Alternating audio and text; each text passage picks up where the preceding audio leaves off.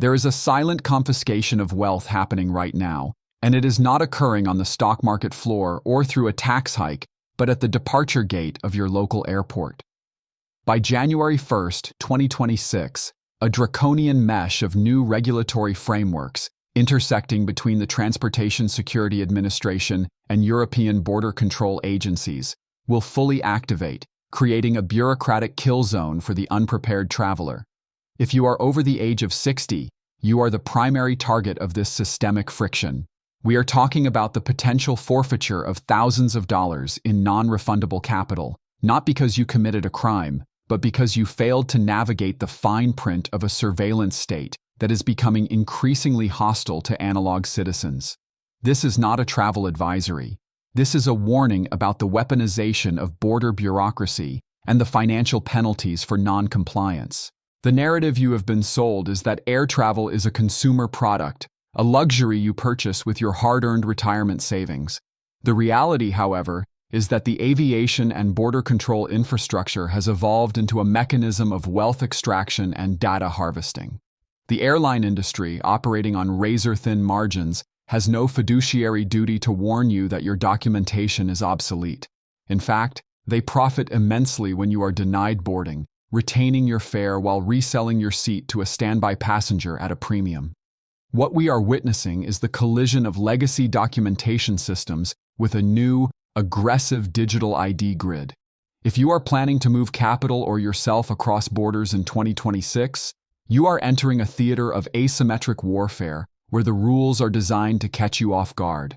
To understand the severity of the 6-month validity rule, we must look past the surface-level inconvenience and understand the geopolitical chess game at play.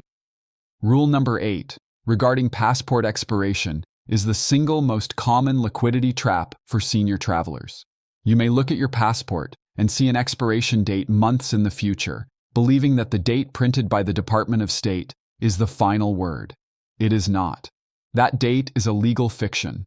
Dozens of nations, including major economies in Asia and the Eurozone, now enforce a mandate requiring your passport to remain valid for 6 months beyond your intended date of departure. This is not arbitrary. It is a geopolitical leverage calculation. Nations require this buffer to ensure that if you are injured, hospitalized, or detained, they have a valid travel document to deport you back to your country of origin without diplomatic friction. Historically, the passport was merely a request for safe passage, a tradition dating back to the safe conduct documents of the medieval era. However, following the standardization of travel documents after World War I, the passport became a tool of state control. Today, the 6-month rule is a hard barrier. If you arrive at the check-in counter for a flight to Thailand with 5 months left on your passport, you are effectively stateless in the eyes of the airline's liability algorithm. They will deny you boarding instantly to avoid the hefty fines levied by destination countries for delivering an inadmissible passenger. The result is an immediate destruction of capital, thousands of dollars in airfare and accommodation costs vaporized in seconds. This is a systemic risk that requires you to audit your documents with the rigor of a forensic accountant. You must calculate your expiry date not against your departure, but against your return, plus a 6-month safety margin. However, the expiration date is merely the most visible trap. The digital infrastructure embedded within the document presents a far more insidious danger.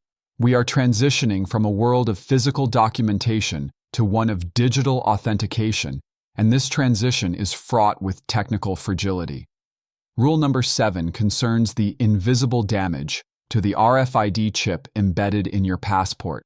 Since the global adoption of biometric e-passports in the mid-2000s, mandated to combat terrorism and fraud, your passport has ceased to be just a book.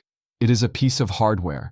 Inside the back cover lies a radio frequency identification antenna and a microchip containing your biometric data.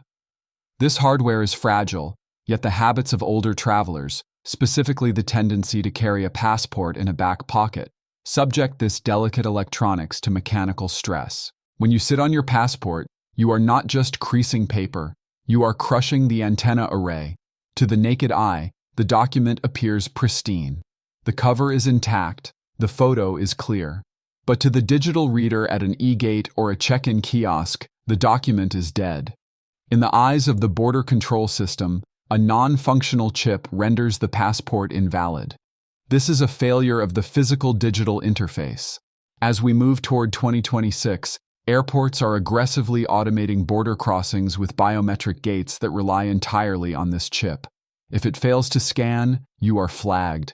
While a sympathetic human officer might manually override the error today, the systemic trend is toward zero-tolerance automation. A dead chip means you are grounded, forcing you to engage in an emergency renewal process that bleeds you of time and money. This is the hidden cost of the digitization of identity. If the tech fails, your rights evaporate. This technological tightening is not limited to international travel.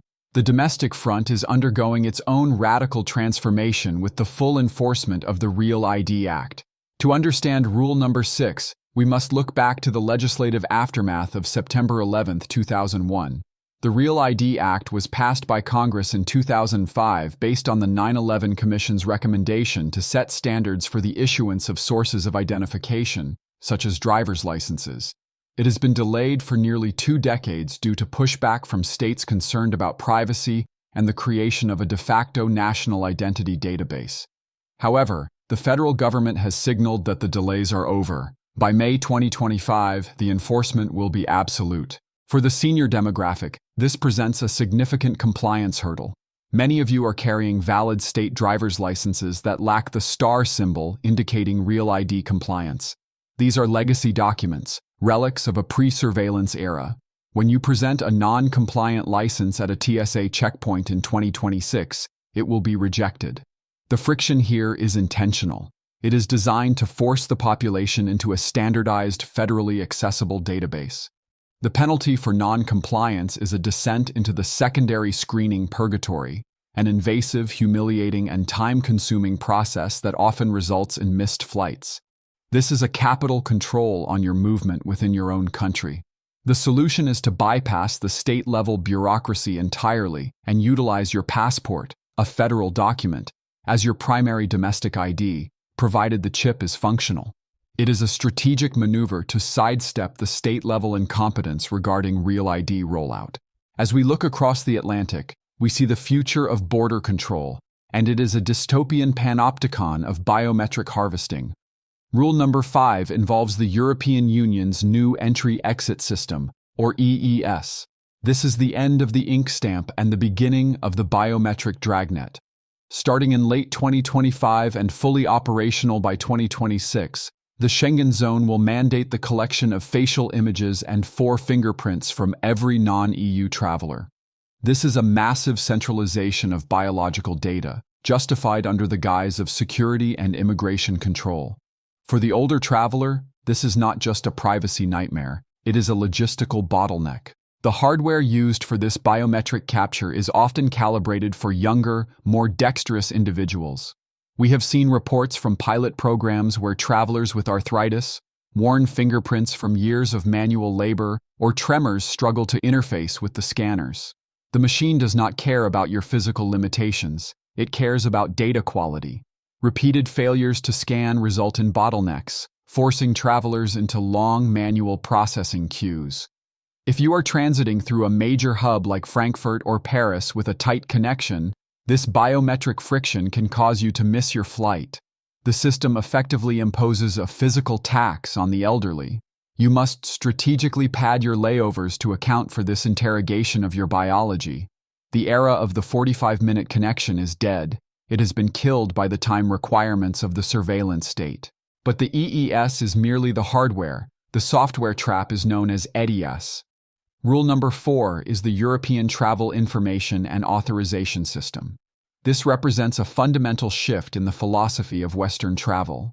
For decades, U.S. citizens have enjoyed visa-exempt status, a privilege of the post-WTO order. ETIAS ends that. It is a pre-travel authorization, a digital visa in all but name, that requires you to apply, pay a fee, and undergo a security screening before you are even allowed to board the aircraft. This is the monetization of borders. While the fee is nominal, the procedural trap is significant. We are seeing a disturbing trend where travelers, particularly those less digitally native, are unaware of this requirement until they are standing at the check-in counter. The airline systems are hard-coded to deny boarding passes if the ETS approval code is not linked to the passport number. If you are flagged for a manual review, perhaps because your name matches a database entry or due to a clerical error, the approval can take up to 96 hours. If you attempt to apply at the airport, you will lose. This is a bureaucratic firewall designed to filter travelers long before they reach European soil. It ties into a broader theme we cover often on this channel: the outsourcing of border control to private corporations, the airlines, who act as the enforcers of state policy. You must treat this application with the same seriousness as a visa, applying weeks in advance to secure your liquidity and your itinerary. There is a deeper, more insidious layer to this digital transformation, one that hints at the future of financial control. Rule number 3 involves the digital ID trap. We are currently in a transitional phase where tech giants like Apple and Google are partnering with state governments to host driver's licenses on smartphones. This is being marketed as a convenience, a seamless integration of identity and technology. Do not be successfully deceived by the marketing. This is the precursor to a unified digital identity grid that will eventually interface with central bank digital currencies, CBDCs. However, in the current chaotic interim, it is a trap. You may believe that because your state issued a digital ID, it is universally accepted. It is not. The TSA creates a patchwork of acceptance. One checkpoint may have the scanners, while the next does not. A checkpoint agent, operating with the discretion of a petty tyrant, can refuse a digital ID and demand physical plastic. If you have embraced the digital future too early and left your physical wallet at home, you are vulnerable. You are relying on a battery, a screen, and a government reader to all function perfectly in unison. This is a point of failure you cannot afford. In the world of high-stakes logistics, redundancy is life. You must carry physical documentation. The digital ID is currently a beta test, and you are the unpaid tester. Do not risk your capital on unproven infrastructure. The bureaucratic pettiness extends to your physical well-being. Rule number 2 concerns the confiscation of medically necessary liquids. This is where the security theater of the TSA collides with the biological realities of aging. The 3.4-ounce rule for liquids is a relic of a foiled terror plot from 2006, yet it remains the law of the land. While there are exemptions for medications, the enforcement is inconsistent and relies heavily on the traveler's ability to advocate for themselves. We have reviewed hundreds of cases where expensive, vital liquid supplements or medications were seized and discarded by TSA agents because the traveler failed to perform the correct ritual of declaration. This is essentially a tax on the sick. If you leave a liquid medication in your bag, the scanner identifies it as a threat. The agent, trained to identify anomalies, will seize it. To preserve your property, you must separate these items, present them, and verbally declare them as medically necessary. This forces a shift in the power dynamic. You are invoking a federal exemption. Having printed documentation, prescriptions, doctor's notes, or the TSA's own regulations acts as a shield. Without it, you are at the mercy of an individual's interpretation of the rules. In a scenario where you are traveling with specialized, expensive medication, this confiscation is not just an inconvenience, it is a financial and health crisis. Finally, we arrive at the most analog, yet most devastating trap of them all. Rule number 1, the blank page rule.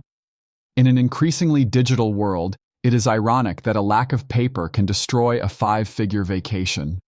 This is a legacy requirement that many countries enforce with rigid absolutism. Nations require blank visa pages, often 2 or 4 consecutive blank pages, to process entry and exit stamps.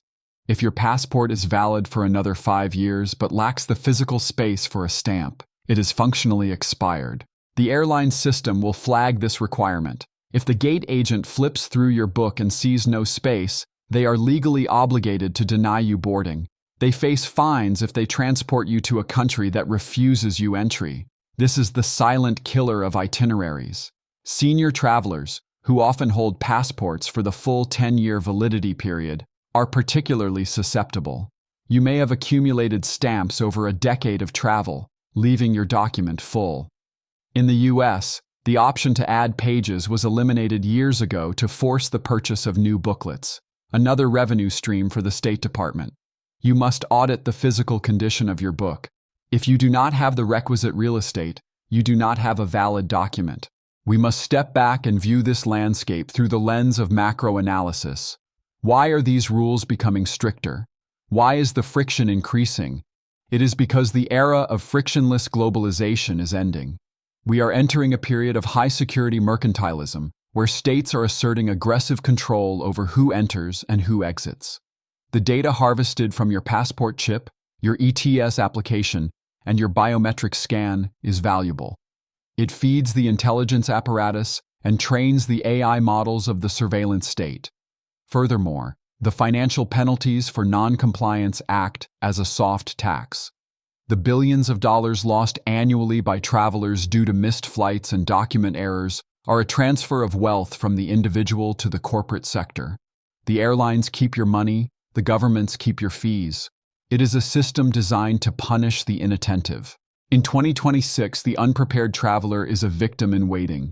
You must approach travel not as a leisure activity, but as a logistical operation requiring military-grade preparation. You must audit your expiration dates, protect your RFID chips, secure your biometric compliance, and carry redundant identification. The bureaucracy will not pity you, it will process you. If you fall through the cracks of these rules, the system will simply step over you and continue its march. Do not allow your retirement capital to be confiscated by a gate agent due to a technicality. The burden of knowledge is on you.